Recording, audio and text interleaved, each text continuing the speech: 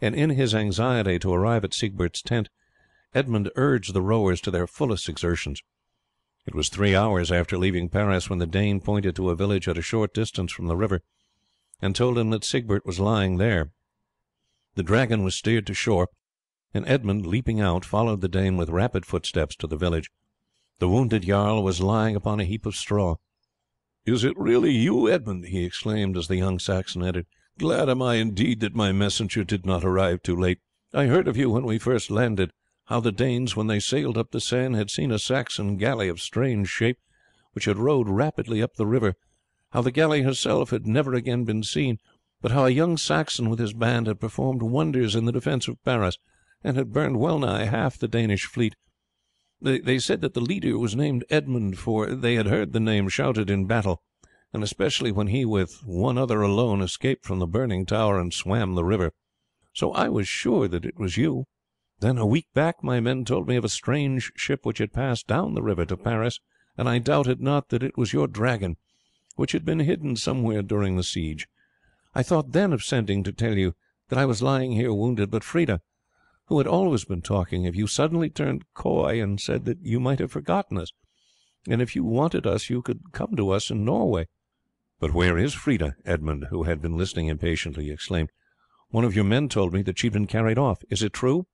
"Alas, it is true," Siegbert replied, "and that is why I sent for you. I have never been good friends with Beorn since the wounding of his son, but after a time the matter blew over. Sven, who, though but with one arm, and that the left, has grown into a valiant warrior, is now, Beorn being dead, one of our boldest Vikings, a year since he became a declared suitor for Freda's hand.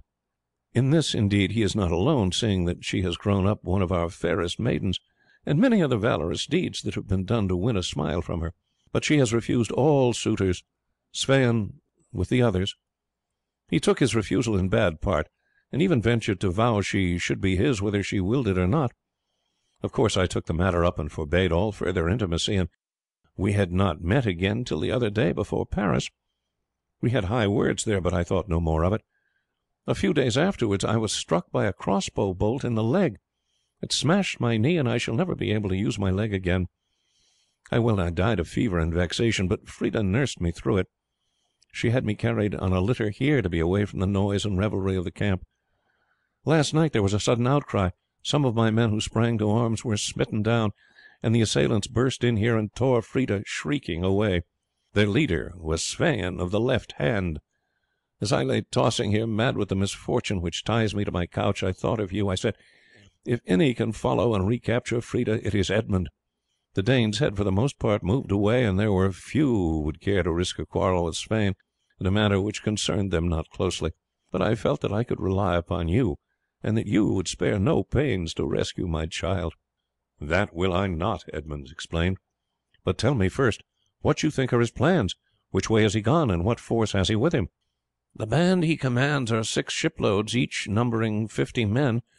What his plans may be I know not, but many of the Danes, I know, proposed, when the war was finished here, to move east through Burgundy.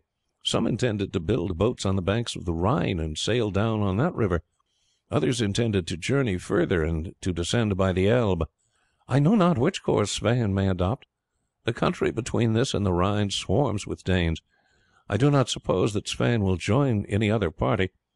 Having Freda with him, he will prefer keeping apart, but in any case it would not be safe for you to journey with your band, who would assuredly become embroiled with the first party of Danes they met, and even if they be as brave as yourself, they would be defeated by such superior numbers." "You do not think that Sweyn will venture to use violence to force Freda to become his wife?" "I think he will hardly venture upon that," Siegbert said, "however violent and headstrong he may be. To carry off a maiden for a wife is accounted no very evil deed, for the maiden is generally not unwilling, but to force her by violence to become his wife would be a deed so contrary to our usage that it would bring upon him the anger of the whole nation. Knowing Sweyn's disposition, I believe that were there no other way he would not hesitate even at this, but might take ship and carry her to some distant land. But he would not do this until all other means failed. He will strive to tire her out, and so bring her in her despair to consent to wed him." Edmund was silent for 3 or 4 minutes. Then he said, "I must consult my kinsman Egbert. I will return and tell you what I propose doing."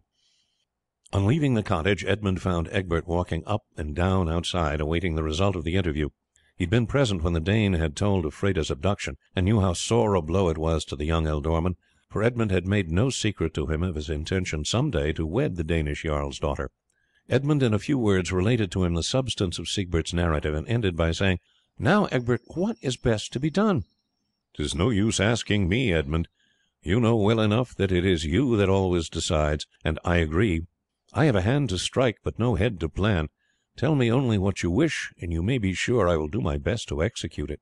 "Well, of course we must follow," Edmund said. "Of that there is no question.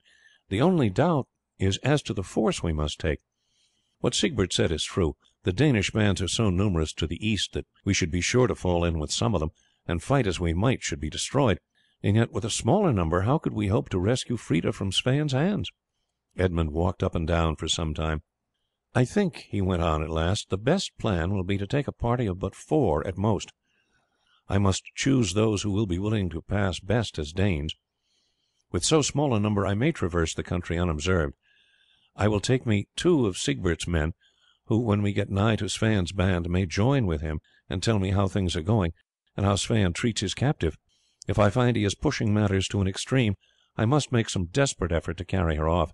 But if, as is more probable, he trusts to time to break her resolution, I shall continue following at a short distance." "Shall I go with you, Edmund?" I think it will be better not, Egbert.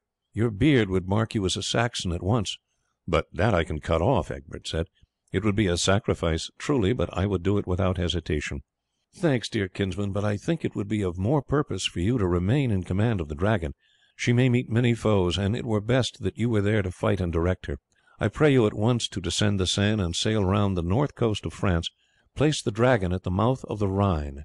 Do not interfere with any Danish ships that you may see pass out, but keep at a distance. Should Sweyn descend the Rhine, I will, if possible, send a messenger down before him. So do you look out for small boats, and if you see one in which the rower hoists a white flag at the end of his oar, you'll know he's my messenger. If I find Sweyn goes on toward the Elbe, I will also send you word, and you will then move the Dragon to the mouth of that river. Lastly, if you receive no message, but if you mark that in a Danish vessel when passing you a white cloth is waved from one of the windows of the cabins in the poop, that will be a signal to you that the vessel is Sweyn's, and that Freda is a captive on board. In that case you will of course at once attack it. Let us ask Siegbert. He has sailed up both the Rhine and the Elbe, and he can tell us of some quiet port near the mouth of each river where you may lay the Dragon somewhat out of sight of passers-by, while you can yet note all ships that go down the river. My messengers will then know where to find you." Having settled this point they returned to Siegbert, and Edmund told him what he thought of doing. "I can advise no better," Siegbert said. "Assuredly you cannot prevail by force. At present I have only 10 of my followers with me. The rest, after I was wounded, and it was plain that a long time must elapse before I could again lead them in the field, asked me to let them follow some other chief, and as they could not be idle here I consented. I have 10 men with me, but these would be but a small reinforcement. As you say, your Saxons would be instantly known, and the Northmen have suffered so at their hands during the siege that the first party you met would set upon you. I will take 2 only of your men," Edmund said. "Choose me 2 who are not known by sight to Sweyn. I wish one to be a subtle fellow, who will act as a spy for me. The other I should choose of commanding stature and the air of a leader. He will go with my party, and should we come upon Danes, he will assume the place of leader, and can answer any questions. There is far too much difference between the Saxon and Danish tongue for me and my men to pass as Danes, if we have many words to say. I shall take 4 of my men, all full grown, strong, and good fighters. They have but little hair upon their chins at present, and they can shave that off. Now, Jarl, I want 5 Danish dresses, for your costume differs somewhat from ours. Have you horses? If not, I must send back to Paris to buy some." "I have plenty to mount you and your party." "Good," Edmund said. "I will go down to my ship and pick my men." In half an hour the party were ready to start. Egbert had received from Siegbert particulars of villages at the mouths of the Rhine and the Elbe, and he promised Edmund that a watch should be kept night and day at the mouth of the Rhine until a messenger arrived. Edmund had already ascertained that Sweyn had left a fortnight before with his following, and had marched towards Champagne. There probably he had halted his main body, returning only with a party of horsemen to carry off Freda.